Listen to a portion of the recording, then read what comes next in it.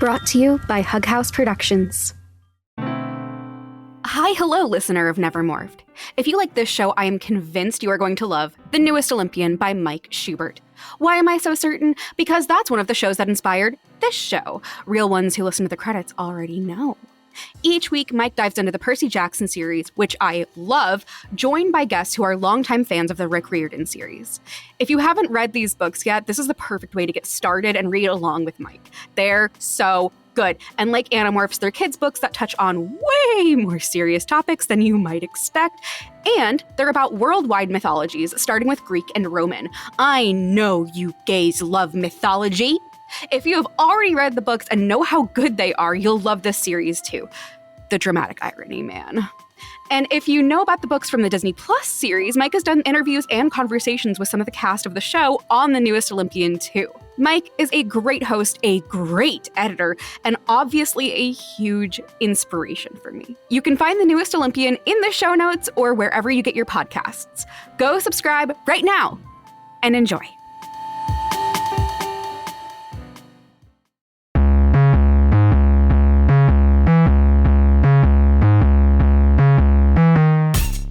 Welcome back to another episode of Nevermorphed, a series in which I read every Animorphs book for the first time. If you didn't listen to the last episode, that is very strange. You should probably do that. But more importantly, this episode comes with a heavy content warning for discussions and depictions of suicidal ideation and attempt. Take care of yourself. This episode is a continuation of my conversation of Book 3 with the wonderful and delightful Josh Rubino, who will also be back to discuss Book 5 so we can shit-talk Marco more together. He's an amazing voice actor, and like last time, his site is linked in the show description. If you'd like to support Nevermorphed and get access to early episodes, extended conversations, and more, you can find the link to our Patreon in the show notes. Buckle in for the rest of the conversation about this very fucked up book.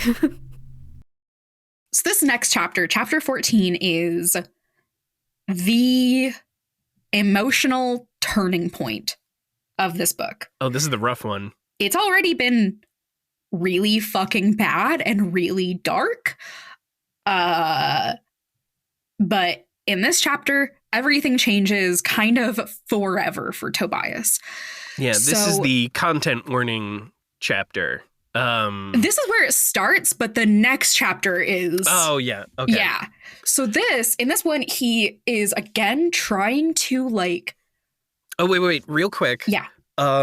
Just at the last meeting, I did want to point out that one of the things that was also occurring, which definitely adds to Tobias like freaking out, is that Marco is clearly trying to flirt with Rachel. Oh, that's right. Yes. And she just thinks he's being a dick. Yes. But like Marco is like he's teenage boy flirting. And they don't necessarily write that Tobias is picking up on it, but like... But you know. Yeah, the reader is picking up on it. And since we are inside Tobias's mind for this, it's sort of... You know, it's insinuated that, it's pretty obvious. Yeah. Rachel doesn't like when people watch her doing gymnastics. Right. I didn't make notes on this because I thought it was just going to be like a throwaway bit because I write these notes as I read. Mm-hmm. This gymnastics thing is a big deal. Yeah. Rachel doesn't like it when people watch her perform. Marco is a teenage boy that wants to see the girl he has a crush on in a unitard. And that's that's pretty much where that goes. Like, he's like, oh, yeah, I'll be sure to watch you while you're up there and everything. And everybody's like, don't go. Leave her alone. Don't go. And he's like, yeah. Which adds to him being a shit, but it's also very clearly, oh, you're a boy and you don't know how to express yourself properly, so you're just going to be an asshole to the person that you like. Okay. Yeah. But yeah, that's the only other thing that I wanted to point out from that meeting. Yeah, thank you. That's very important. And again, not something I had a note of. So glad we didn't gloss over that one. So Tobias is having this like breakdown, where he is just like so desperately trying to convince himself that being a hawk is actually great. There's nothing wrong with it. It's fine and it's good and it's awesome and it's cool and it's good and it's fine and he loves it. He flies off to scope out the mountain. He goes to a meadow and he's like, this is so chill, actually. This is awesome. I can fly and that's super cool. And I can go see an outside sports or concerts for free. I can go to Disneyland for free, like granted, or I guess Six Flags of New Jersey. I can't go on the rides, but like I could chill at an amusement park. I don't have to pay admission. This is amazing, actually. This is perfect. This is so good. And then he gets to the meadow and he is hungry and there's so many prey animals. And he hunts a rat and kills it and eats it. Yeah, he's like so busy thinking about, like falsely thinking about how much he loves being a hawk that he doesn't even realize that he's hunting and he eats this rat and oh my God, he ate a rat and it felt great. Yes. This passage reads a series of no's, like he's just yelling no. And then it says, I fell back. I looked down at my talons. They were red with blood. Rat meat dripped from my beak. In my panic, I forgot what I was. I tried to run away, but I no longer had legs and feet to run with. I had killing talons, bloody talons. I fell in the dirt. No, I cried voicelessly, but I could still see the dead rat and I could taste it. And no matter how many times I said no, it would always be yes. So this is the turning point for Tobias. This is like kind of him reckoning with his point of no return in being forced to grapple with the reality of what he is now. There's no more illusions that he is like 100% a human trapped in a hawk body. He is a human and he is a hawk. This felt very like eating the Fae food to me. Yeah. He's had the taste of it and now he can't go back. Like before, when he was, picking at meatloaf in Jake's attic, like he could tell himself, oh, it's because the meat's cold, because he had to sneak it up here. That's why I don't like it. Now he knows it's because he wants to hunt and that food will make him feel better. Like that's what he needs. This was rough. Yeah. And then, boy, howdy, things do not get better. No, this next chapter is so fucking rough, but everyone is there for Tobias, which I really like. Nobody's like, why are you acting like this? Everybody is just completely understanding of what he's going through. I don't know how to say this other than it's just really nice to see compassion. Yeah. Again, like looking at the trans themes here, like I get that feeling of like,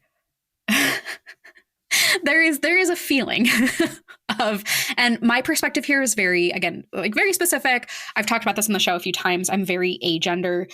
So I don't necessarily have the same experience with like my gender journey, which I hate calling it that, but like you get what I mean. I don't quite have the same experience as binary trans people or people who feel a lot of dysphoria. Just not something that I deal with in the way that people usually think of, but like there's that feeling. It's like you've been given a little Pandora's box that just has the word gender on it. And most of your life, you're like, it's just a normal box.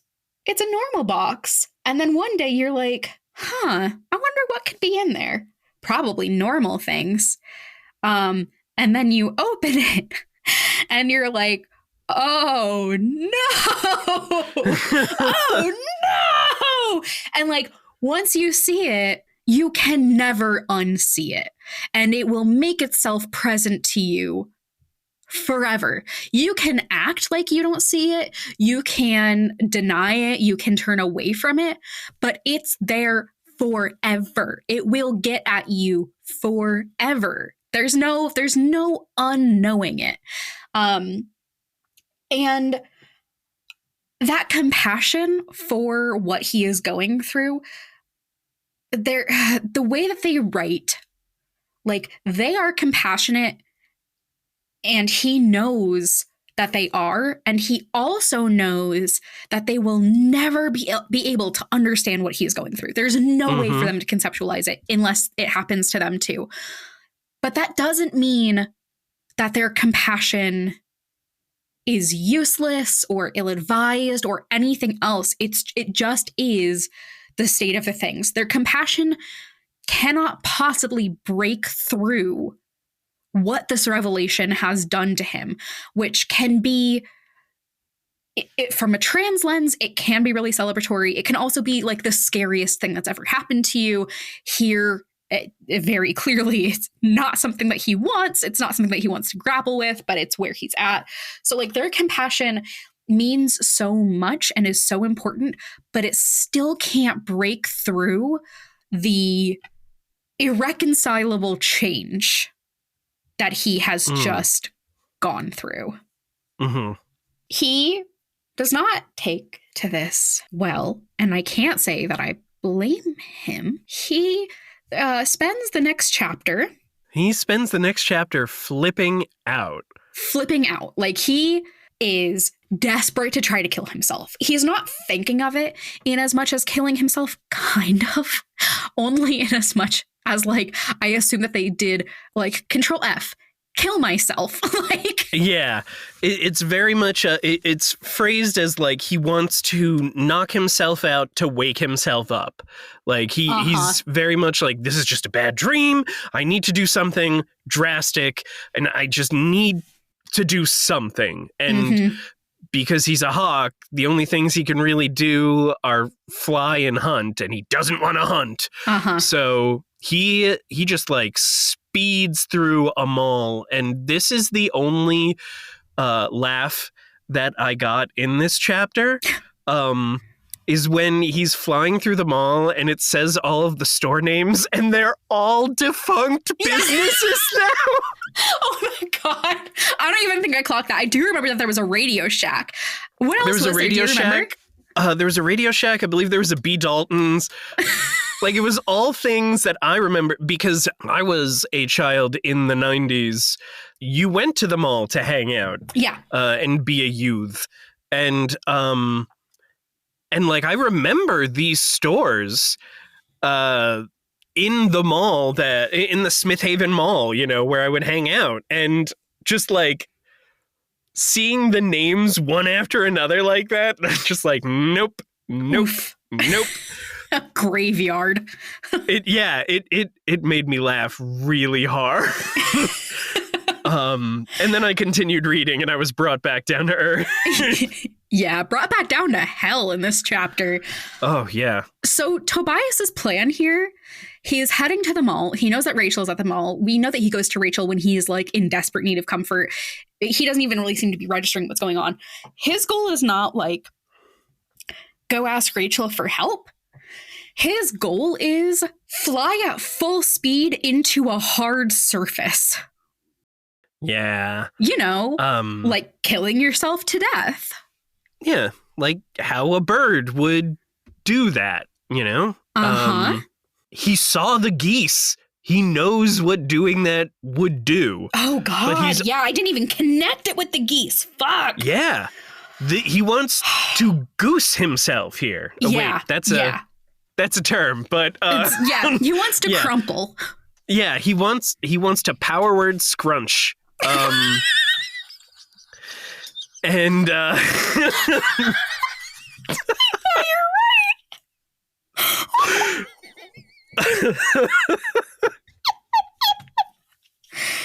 Yeah. Oh my God. Oh no.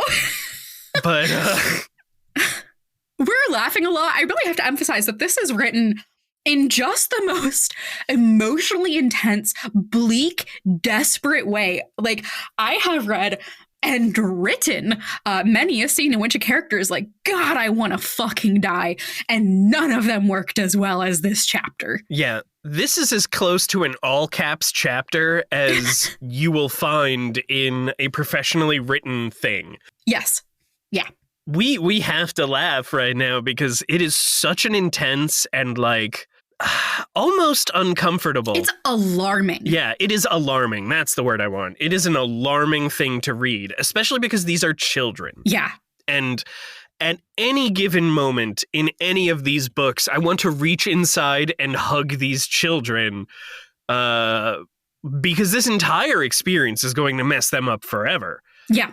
This is definitely one of those experiences where I just want to be like, oh, you poor bird boy. I want to hug you. Yeah. So he like spirals just like a missile through this mall looking for Rachel, who is performing her gymnastics thing. And she's about to. She just got up to perform. She just got up to perform, and he like swoops down on her just like completely frantic.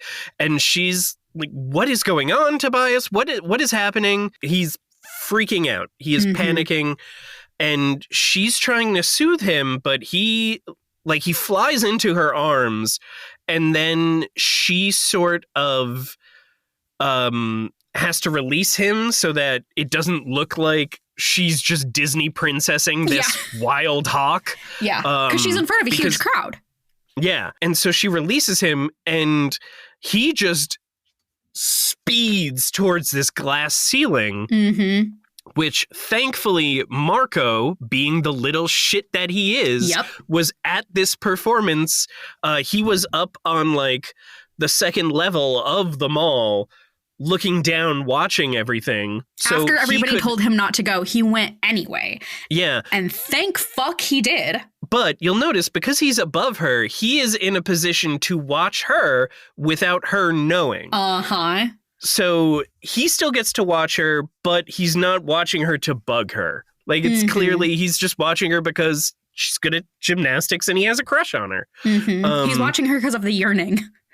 Yeah, it's the yearning, capital Y. Yes. And Marco with like, I'm so glad it was Marco and not like Jake that did this. Yes. But Marco throws a baseball at the glass ceiling right before Tobias would collide with it, and he shatters the glass so that Tobias just goes through the roof and gets out. Yeah, he does not smash into the glass.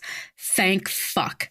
That is the only reason Tobias did not die right here, right now. Yeah. And just like that was, I know it's, a kid's book and, it's written so that but like in real life, if that was happening, that is the most knee-jerk reflex reaction to just like, oh, fuck. And then just throw the baseball at the glass ceiling. That was fucking brilliant. So from here, Tobias, he escapes alive and he fucks off all the way.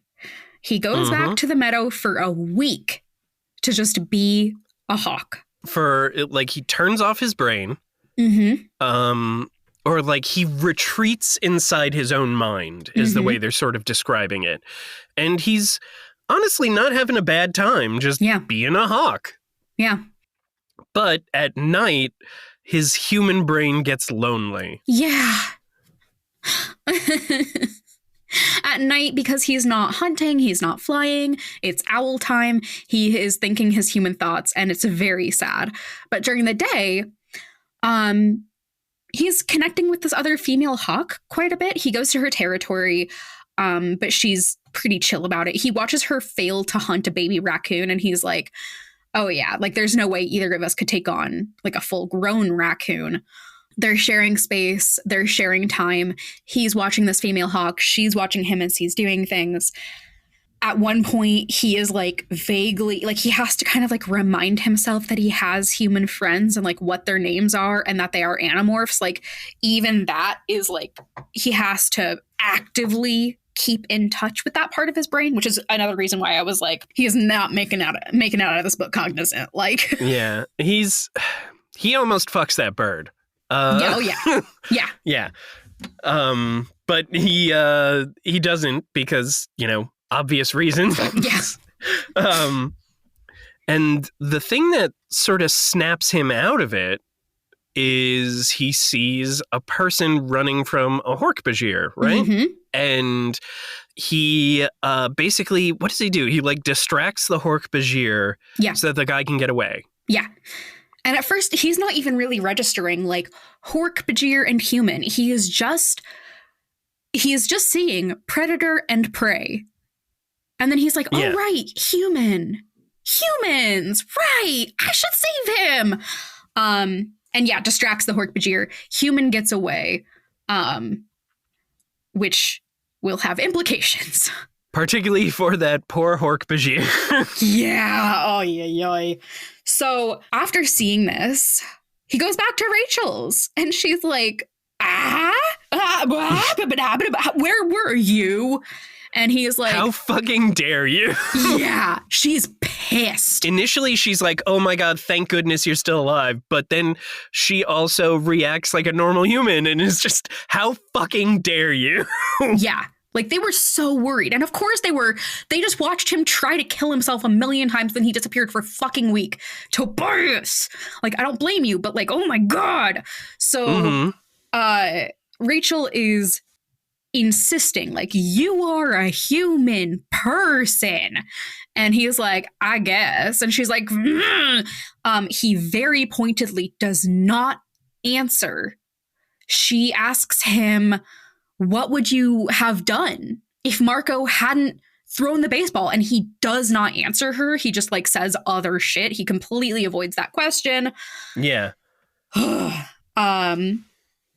But then he tells her about the Hork-Bajir and the dude. And Rachel is doing her same, like, when the Andalites come back, when the Andalite comes back. And Tobias is like, yeah, sure, I guess. So they decide that they are going to go through with this plan tomorrow, which was already the plan. He's just been away, but they need to do it on the weekend for timing purposes, blah, blah, blah. So then we jump into this most stupidest plan of my life. These fucking idiots. Is so bad. I love them so much, but they're such stupid children. They're so pathetic. So what they do is they go up the mountain in the wolf form. They find a cave to stay in. Tobias found them a cave. They still can't morph with shoes, so they're walking around this mountain fucking barefoot when they're in their human forms. And then they have to get DNA for a fish, which means they have to go fishing. And only Cassie is aware that fishing is essentially waiting, and like maybe a fish will happen to you, perhaps. Yeah. Yeah, fishing is just trying to win at waiting. Yes. And none of them, like, they all think they're kids. They watch cartoons. They figure, oh, I'll drop a hook in the water. Yeah. And then a fish will bite the hook. Yeah. Fish are drawn to hooks. Yeah, like, I played Animal Crossing. Yeah, exactly. Maybe I'll have to wait like 30 seconds, but then I just hit A bunch and then I'll get it. Yeah, it's fine. It's fine. Like, I will say, though, it's so refreshing to see child heroes with stupid plans. Oh, yeah. So obviously, this does not go as they plan. And they're like running out of time because they only have so much time to execute this really stupid plan. Tobias is freaking out. The further along this goes, the less and less he likes this plan and thinks that it's going to work. Marco is kind of with him. Jake is really defensive and pissed. He's like, listen, I know it's not a good plan, but what else are we going to fucking do? Because if we don't do it, they're going to drink the lake up and then they're going to leave. Yeah. Jake makes a really good, I think it's Jake. He makes a really good point where he's just like, once the water drops to a certain point, they'll know they can't stealthily scoop up water from here anymore. And then they're going to go to some other spot. And it's an invisible ship, you know? Yeah. Right. So finally, thank God, Cassie, the only one here worth a damn, catches a fucking trout. Mm-hmm. They get the DNA. They do not have time to test the fish morph. This is a huge point of contention for Tobias and Marco. They are both like acutely aware that if you don't test a morph, things are like 10 times more likely to go really bad, especially a morph as different from the others as a fish. They've never done an aquatic creature before. When they're acquiring DNA, do you hear a sound in your head when you're reading that? Yeah, kind of like a wah, wah, wah, wah, wah, wah, Yeah. Yeah. Yeah, mine is like a Yeah. Okay, cool. Continue. That's it. I just wanted to know that. Yeah, 1,000,000%. They get the fish DNA. Tobias is just so fucking over this stupid plan that he pieces out. He's like, I'm gonna go patrol. You all do this, I fucking guess. There are rangers approaching. He alerts the others. There's helicopters on the way. They are way faster than these kids can get back into the cave. And if they get seen, like, they're fucked. So he's like, I love diving at things and head-on collisions. So he dives at the helicopter. Yep. There's a helicopter Hork-Bajir on the way. So bad. And then he realizes, like, oh, I'm actually gonna crash into this helicopter. Like, I'm actually gonna die. Luckily, he narrowly avoids being hit. They swerve one way, he swerves another. But he has distracted them enough for the rest of the team to get into the cave safely, like just barely. And now that's 2 incidents where a hawk has done something weird to the aliens in this forest. And also, I would not be shocked if there were controllers at the mall when Tobias was acting as a weird hawk, doing things that hawks shouldn't do in a mall. Mm-hmm. So, yeah, so he narrowly avoids helicopter death. They see that there are double the guards here that there were from last week. There is a blade ship. They're firing Dracon beams at anything that moves. At one point, they shoot a deer, and Cassie's like, deer have never hurt anyone, which is a lie. Yeah. Prey animals fuck up more shit than predator animals do. And then also Dracon beams are just straight up disintegration rays. Yeah. Like, yeah, it's 1,000,000%. just slicing through stuff. They're lightsaber guns. Yeah, pretty much. Yeah. Like, and then Visser 3 is also here, of course. Yeah, and he is so pissed off. he's so mad that is this when he's throwing a tantrum in the ship. And the ship is rocking back and forth. I love it. He is so funny. He is pissed off in a way that I have to imagine he's been monologuing to no one for like 2 hours. Yes. He is that pissed off. He's such a big baby.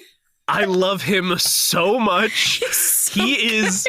If there is an Animorphs revival, I will give my right arm to play Visser 3. Oh, you'd kill it. You'd kill it. Oh my goodness. Because of all of this stupid kerfuffle, the there's a human controller and a Hork-Bajir that almost catch them. But their new plan. God, this is such a stupid plan. Jesus Christ, guys. So their new plan, because they don't have as much time as they were hoping for, and they won't be able to morph at the water like they were planning to, because now there's all these people around. Is that... It's such a bad plan. It's such a bad plan. So they are going to morph into fish in the cave and have Tobias ferry drop them into the water. It's so stupid. It's so stupid. These children should not be gorilla soldiers. No! And on top of this, like, they don't even talk about, like, Tobias has been hunting. You are going to be fish in his talons. Like, what? Oh my God, yeah. Luckily, he talks about red-tailed hawks not hunting fish, but, like, I wouldn't trust that. No, that's free real estate right there, baby. Right, like, free food. Yeah, I wouldn't be shocked if this book had given me Tobias trying to eat his friend. Like, so everything about this plan is so stupid dumb, and Tobias and Marco are the only ones who see that this is the stupidest plan on earth. It's so stupid, but there's only two of them. They get outvoted, and they're like, okay. But meanwhile, I'm over here again pointing, like, if Tobias and Marco are agreeing on something, you need to listen to them. Yeah, this is like going back to X-Men. If Wolverine and Cyclops are in agreement on something. Yeah.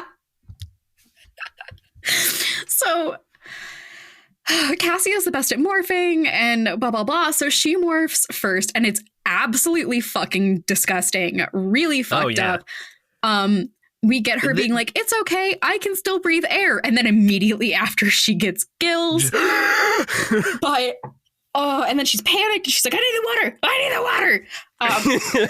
Tobias takes her, and he is spotted by a Hork-Bajir, but, like, it's okay. And he plops her into the water, and now she's a fish in the water.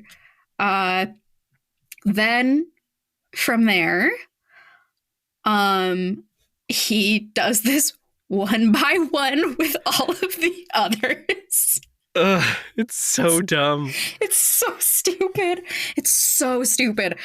And while Rachel is morphing, she's the last one. She's mid-morph in the cage. A Hork-Bajir and a human controller find them. They're slashing through the woodlands with, like, a big machete. They pop into the cave as Rachel is mid-morph. They don't immediately see her. They see Tobias, though, and he just, like, flies at the human's face. Yeah. And then he narrowly gets them out. He gets shot at by a Hork-Bajir, and the Hork-Bajir firing the Dracon gun does not hit Tobias. He hits a hole in the ship. And so the ship just has, like, a clean hole in it. And, like, all of the controllers nearby are like, ooh. Yeah. Yeah. And he just, like, stops shooting. He's like, I don't stupid Hawk anyway. I don't give a shit. Hawk is fine. Whatever. Yeah. And they, oh my God, it's very much just like oh man, Visser 3 is going to fucking kill you. Yeah. Yeah. If you are lucky. Yeah. Tobias is flying closer to the ship than he should be, but he wants to keep up their communication as much as possible, and it has, like, proximity limits. And then Jake is the first to get sucked up through the boba straw. And he, first off, the way that it's written is really funny. He's like, wee! Yay! Woo! Yeah, So it's very cute. Funny. It's very cute. I love that they took the time to, like, write that out. It's so goofy. He says that it is a big tank with a grate at the top. So they should be able to flop out. If the tank gets filled all the way, they should be able to flop out onto the grate, morph to human, and then open the grate, and then do, like, some big yada yada shit from there. Yeah. My note on this next step of this plan is, I fucking guess.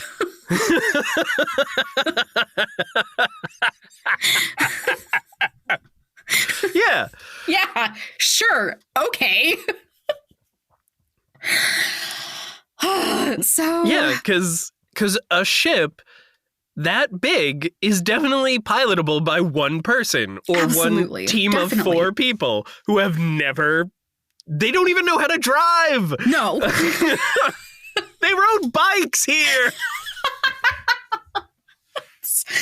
It's so stupid. And their plan is like, yeah, we'll morph into humans and then we'll morph into like big, our like big battle morphs. And it's like, you could be seen. Like everything is wrong with this plan. Mm-hmm. Yeah. So Tobias can't keep hovering under the ship, between the ship and the water. He's getting super, super, super physically exhausted. So he has to fly up and wait. So he can't help. He can't hear them. He doesn't know what's going on. And during this time, he sees that Hork-Bajir who shot the hole into the ship get dragged to Visser 3. And then we get this narration from Tobias. I turned away. I won't tell you what was happening to the Hork-Bajir. That memory will be my own private nightmare. Whew. Yeah. Once again, Visser 3, not a great boss. Not a great boss. Not a great boss. So when he looks back, that Hork-Bajir is just gone. Fully gone. Mm-hmm. And Visser 3 is pointing at the sky, looking fucking pissed. Tobias knows that Visser 3 is putting 2 and 2 together. That there is a quote-unquote Andalite in a bird form fucking shit up for them and doing something. And they take off in their ships and they start shooting every bird. Everything. Anything that moves is immediately vaporized, which, yes. If I was fighting a shapeshifter, like that, you gotta do it. Like, that's it, Uh-huh. The paranoia that Visser 3 has, he's not paranoid enough. Yeah. Yeah. So things are bad. And then they get worse. He realizes that if they see him, they're going to shoot at him. And he's like, okay, well, I know that Visser 3 gets mad when you shoot the ship. This is so shitty. I love it. It's brilliant. It is. So he just goes and lands on the ship. He's like, okay, fine, fucking shoot me. Good luck. Good luck to your ship. Good luck. How good's your aim? Yeah. Yeah. And then Rachel, because he's on the ship, he can communicate again. Rachel communicates and he's like, hi. So we're all gonna die. We're Update. Stuck. She's like, we're stuck. It's gonna take off. We can't open this grate. We're trapped in it. We're gonna die. Peace out. And he's like, I never told you that I had a crush on you. And she's like, no, I knew. Okay, bye forever. Yeah, she pointedly says, we don't want to be taken alive. Uh-huh. Which, once again, that is a thing, Mm-hmm. But yeah, they know the stakes. Like, they cannot allow themselves to be captured because they would be just too powerful a weapon. Yeah. As far as they know, the Yeerks have exactly one shapeshifter. Yes. They cannot have 4. No. No. Humanity would be like so far past fucked at that point. Mm-hmm. Tobias, having literally nothing left to lose, is like, hey, listen, I am not a prey animal. I am a predator animal, and I can still fuck shit up. So he steals a gun. He steals the Dracon beam. Hawk gun. And it's just, he's just firing wildly. Yeah. With this disintegrator beam, which is still just like, yeah, that'll do it, It'll work. So he, using like the last of his little hawk body strength, because he's so tired, he is clawing, literally with his talons, clawing his way up to the bridge at the very top. where he fires the Dracon beam. It slashes through the Taxons who are manning the ship. It slashes through the control panel. Everything is exploding and breaking, and the ship starts falling. Okay, I attack the ship. You what? I attack the ship. I steal a gun and I attack the ship. All right, roll, I guess. Roll dexterity? Nat 20. Nat 20. God damn it. This was supposed to be a 3-session thing. So he's slicing through everything. It's great. He very consciously is like, even if I die and all my friends die, this is what Rachel would want. Yeah. So the ship is shuddering, it flips, it crashes into one of the helicopters, it crashes into a bug fighter. The other bug fighters in the Blade ship are bailing the fuck out of there. There's a huge exploded hole in it from when it hit one of these things. And again, in another nat 20 moment, somehow, luckily, the rest of the team, he sees them in their human forms falling out of the exploded hole. So that's great. They're getting out of there. Less great that they're in the sky. This entire time, Visser 3 has just been like psychically shouting to anyone that can hear, right. Andalite, I know you're out there. It's so funny. It's so funny. And it's important that he thinks they're Andalites now because, humans fall out of the ship and turn into birds. And we don't hear anything from him after that. Uh-huh. And them keeping the fact that they're humans a secret has been like a huge part of their safety. So I'm deeply worried. Also, they're falling to the ground and are humans. So that's like typically when a human falls from the sky to the ground, like that's not typically good. No. So luckily, they morph into birds just in time to not get crushed on the ground to death. But the other ships are still following and looking for other birds and killing every bird they see. And then we see the Lady Hawk, who Tobias has been bonded with, and he knows that they look super different. But to everyone else, like to these Yerk, etc., she looks just like this hawk that they're trying to track down. Mm-hmm. So they kill her. I'm not going to lie, I didn't feel a lot about this. Yeah. I hope that they think that they killed him. I don't think that we're going to be that lucky, but... Oh, absolutely not. Yeah.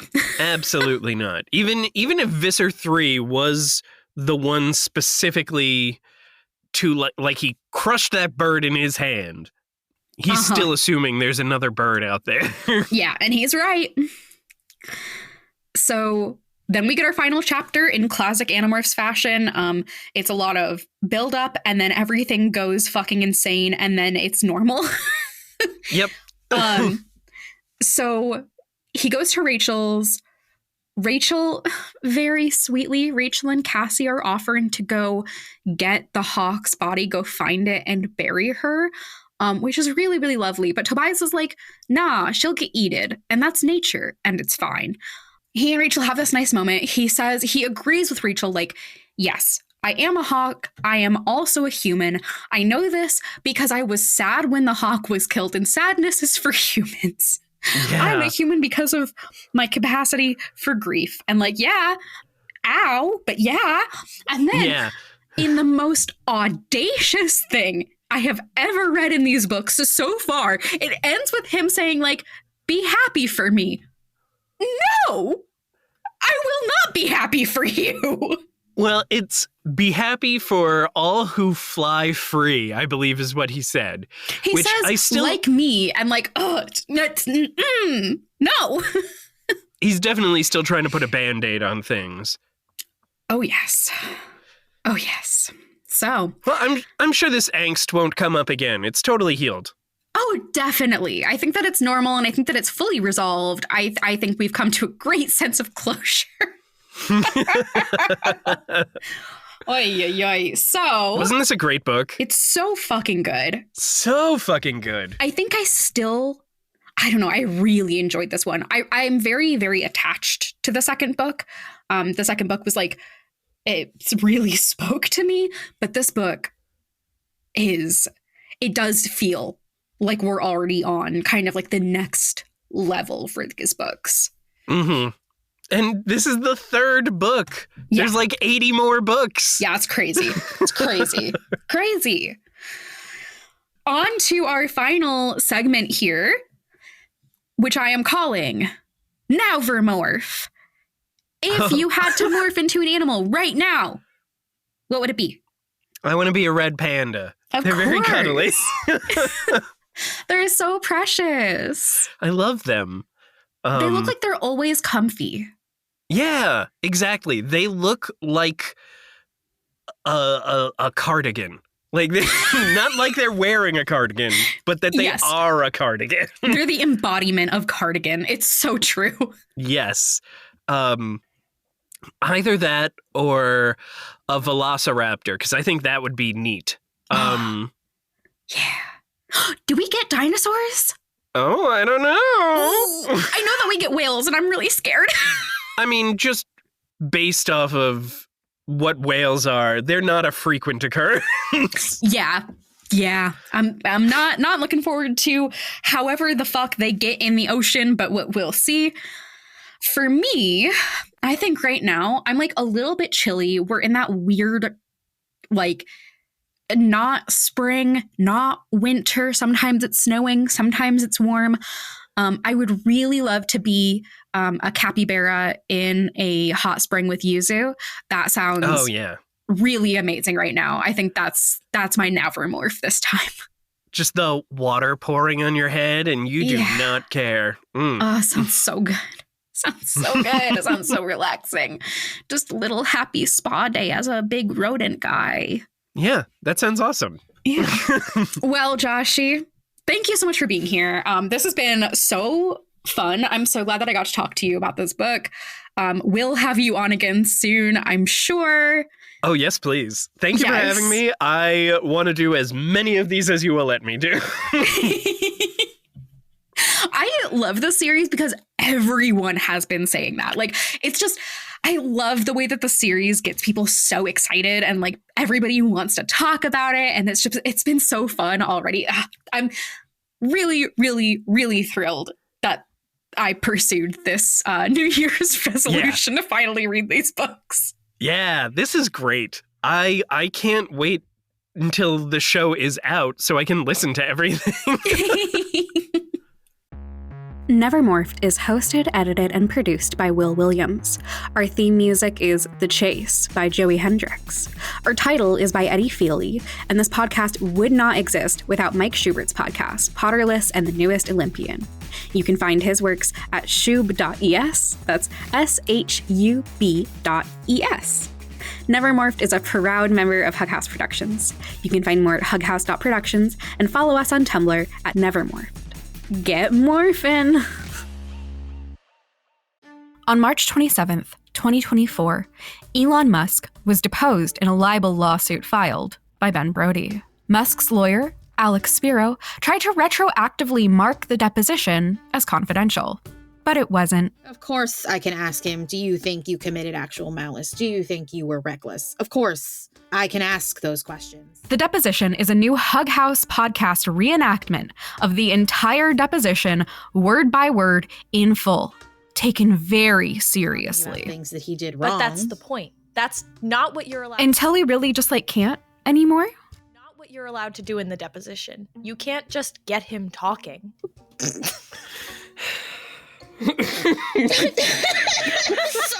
The deposition drops on the 4th of July, 2024, with 4 weekly episodes.